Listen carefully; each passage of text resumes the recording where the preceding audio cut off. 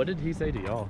He's just like, don't Don't go off the trail. Pretty much was like, Yeah. And then we passed all those guys. I'm like, Yeah. did you see those guys? That's a big reason why I didn't go up that way. Yeah, I saw that. I'm like, that's super tempting. But It imagine there's like one of those park rangers like at But the then- top. They're like, Dude, we saw all the guys with the Jeeps and stuff, and I was like, oh, no wonder they're like, guys, stop fucking up the trails. Like, This is like a legitimate part of the trail though, right here, right? Yeah, Or no? this is flagpole. Oh, okay. This is like. this is funny. I've never been this far. I just like continued past forever. But yeah, this is actually. This is actually part of the trail system. Yep. Yeah. That sucks, dude. I was like, man, that looks tempting over there. Dude, that first little, yeah, I was excited. I was like, yes, let's fucking flip this bitch. He wasn't He happy. doesn't have a roll cage, dude. Mine's just freaking trash, but he didn't have a roll cage yet. He. So I was like, fucking, let's fucking flip it. Let's do it.